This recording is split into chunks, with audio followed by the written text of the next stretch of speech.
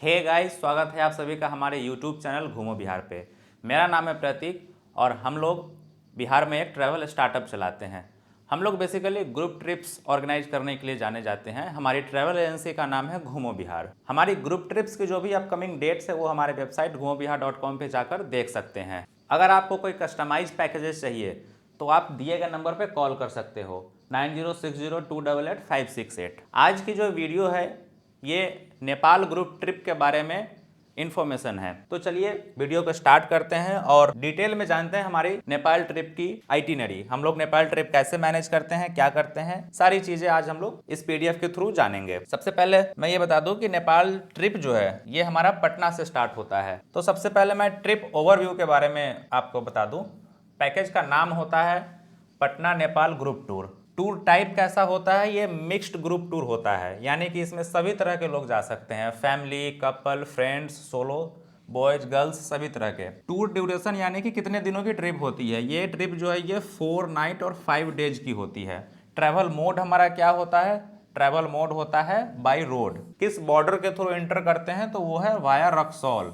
Boarding places कौन सा है हमारा, सिर्फ ऐसा नहीं है कि हम पटना से ट्रिप स्टार्ट करते हैं तो सिर्फ पटना से ही लोग ज्वाइन कर सकते हैं। जो हमारा इन रूट जो भी प्लेसेस होते हैं या जो भी सिटी आती है आप वहाँ से भी बोर्ड कर सकते हैं। जैसे जब हम लोग पटना से स्टार्ट होते हैं तो आप लोग हमें हाजीपुर से, मुजफ्फरपुर से, मोतिहारी या फिर रक्सौल से ज्वाइन कर सकते हैं। अब हम लोग बात करते हैं ब्रीफ आइटिनरी के बारे में। डे 1 में बेसिकली हम लोग पटना से डिपार्चर करते हैं। तकरीबन सुबह के 5-6 बजे हम लोग पटना से निकल जाते हैं और उसी दिन हम लोग रास्ते भर के सुंदर सुंदर नज़ारों का लुत्फ उठाते हुए काठमांडू पहुंचते हैं। तकरीबन 10 से 12 घंटे का सफ़र होता है और हम लोग शाम 7 बजे के आसपास काठमांडू होटल में चेक इन करते हैं। डे 2 हमारा काठमांडू का फुल डे साइट सीन का दिन होता है। इस दिन हम लोग काठमांडू के डिफरेंट प्लेसेस को देखते हैं, जैसे पशुपतिनाथ मंदिर का दर्शन हो गया, दरबार स्क्वायर हो गया, बुद्धनाथ स्तूपा हो गया, एटसेट्रा, जो भी जितनी सारी चीज़ें हैं सभी चीज़। डे 3 में हम लोग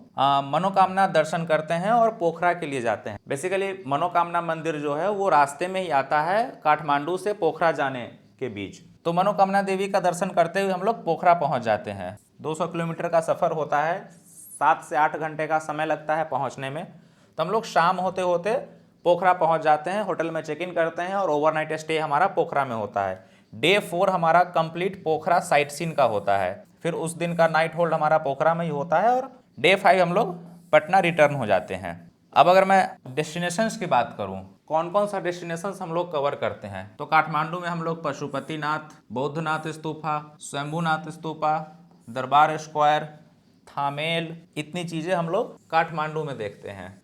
काठमांडू से पोखरा जाने के रास्ते में मनोकामना देवी के दर्शन करते हुए हम लोग आगे बढ़ते हैं और जब पोखरा पहुंचते हैं तो पोखरा में हम लोग Sarangkot sunrise point, Phewa lake, Talbarahi temple, Gupteshwar cave, Pumdikot Shiva temple और पीस पगोडा, तकरीबन हम लोग 12 से 14 जगह को घूमते हुए कंप्लीट काठमांडू और पोखरा को कवर करते हैं। इंक्लूजन्स की अगर मैं बात करूं तो इसमें pickup and drop Patna to Nepal through traveller जो फोर्स के ट्रैवलर व्हीकल आती है हम लोग उसी के थ्रू ट्रैवल करते हैं। मिनिमम 15 लोग होते ही होते हैं ट्रिप में, तो कंप्लीट पिकअप एंड ड्रॉप मिलता है। ठीक है, फिर वहाँ की जो लोकल साइट सीन होती है वो भी इसी में इंक्लूडेड होता है। काठमांडू और पोखरा की जो साइट सीन हुई, मील्स में 2 टाइम का मील होता है, daily breakfast and dinner. Accommodation stay in 3 star hotel room, जो हम 2 नाइट स्टे करते हैं काठमांडू में और जो 2 नाइट स्टे करते हैं पोखरा में, तो जो होटल होता है वो 3 स्टार कैटेगरी की होटल होती है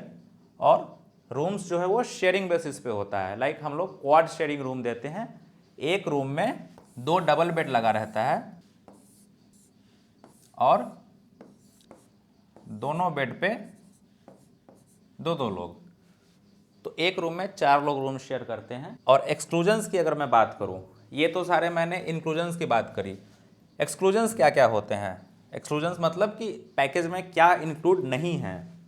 तो कोई भी किसी भी प्रकार की एंट्री टिकट जो है साइट सीन के लिए वो इंक्लूडेड नहीं है। किसी भी तरह की एडवेंचरस एक्टिविटीज़ जो है वो इंक्लूडेड नहीं है। आपका कोई पर्सनल एक्सपेंस होता है वो इंक्लूडेड नहीं है। किसी भी तरह का ट्रैवल इंश्योरेंस, मेडिकल एक्सपेंसेस और इमरजेंसी इवैक्यूएशन, ये इंक्लूड नहीं है। बट इमरजेंसी में अगर कोई मेडिकल कंडीशन कुछ वैसी आती है कि फर्स्ट एड की ज़रूरत पड़े, तो ऐसा नहीं है कि वो सारी चीज़ें हम लोग नहीं कर पाते। हमारे ट्रिप में एक फर्स्ट एड किट होता है और बेसिक, बहुत ही बेसिक चीज़ों को उसमें कवर करते हुए, लाइक किसी की कुछ हाथ वगैरह कट गया है, कुछ हो गया, तो नॉर्मल बैंडेज वगैरह ये सारी चीज़ें हो सकती है। कुछ मेजर चीज़ अगर ट्रिप में होती है तो वो कवर आउट नहीं होती है हमारे एंड से।